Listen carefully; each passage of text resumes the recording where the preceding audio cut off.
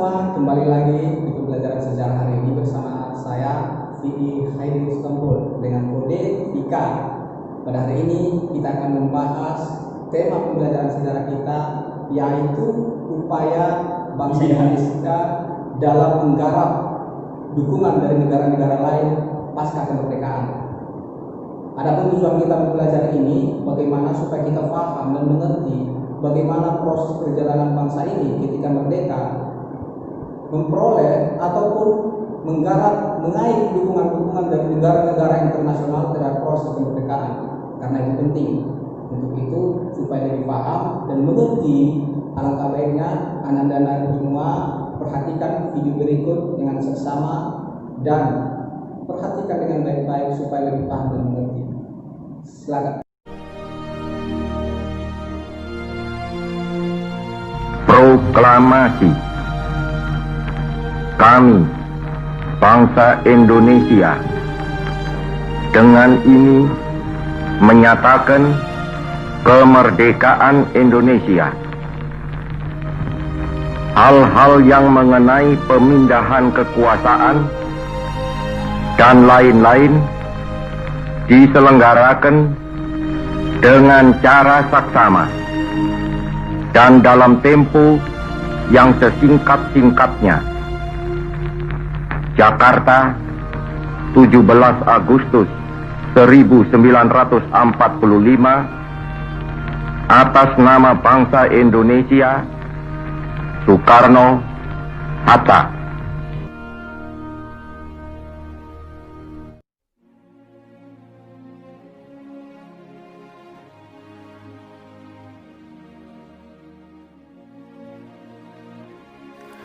Pada tanggal 17 Agustus 1945, proklamasi kemerdekaan dikumandangkan dan berdirilah Negara Kesatuan Republik Indonesia.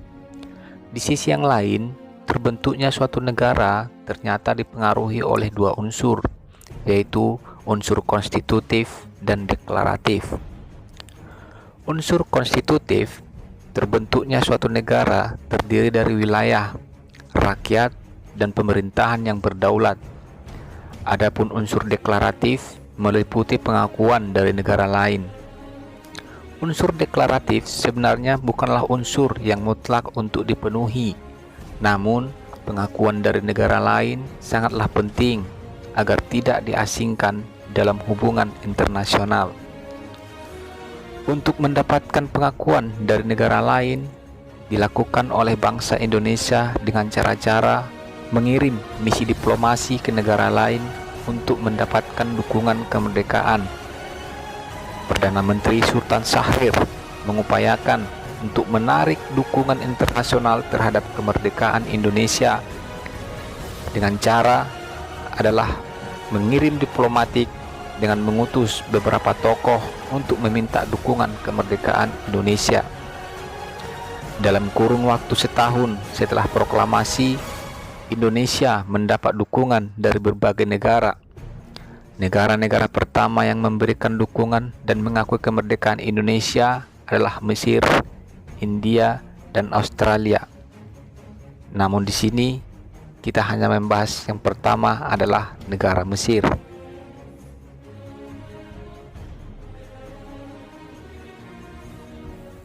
Dukungan Mesir terhadap Indonesia lahir ketika Muhammad Abdul Mu'im selaku konsul jenderal Mesir datang ke Yogyakarta pada 13 sampai 16 Maret 1947. Tujuan dari kedatangannya adalah untuk menyampaikan pesan dari Liga Arab yang mendukung kemerdekaan Indonesia. Peran Mesir sangat besar dalam pengakuan kemerdekaan Indonesia karena Mesir merupakan negara yang sering mengeluarkan anjuran agar negara-negara anggota Liga Arab mengakui kemerdekaan Indonesia.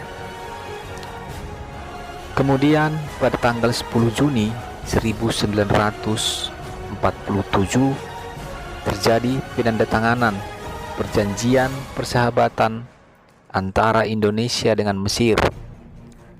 Pihak Indonesia diwakilkan oleh Haji Agus Salim, A.R. Baswedan, Nazir Pamuncak, dan Rashidi. sedangkan pihak Mesir diwakilkan oleh Mahmud Fahmi Nokrasi. Untuk pertama kalinya, pada saat itulah Republik Indonesia mendirikan kedutaan besar Republik Indonesia di luar negeri. Namun yang tidak boleh kita lupakan bahwa yang menggalang solidaritas Liga Arab untuk mengakui kemerdekaan di Indonesia adalah dimotori oleh gerakan Ikhwanul Muslimin yang berpusat di Mesir. Gerakan persaudaraan Muslim tersebut didirikan oleh Hasan al-Banna, pemikir sekaligus tokoh pembebasan yang getol menentang kolonialisme Inggris di Mesir dan aktif menggalang persaudaraan di kalangan umat Muslim.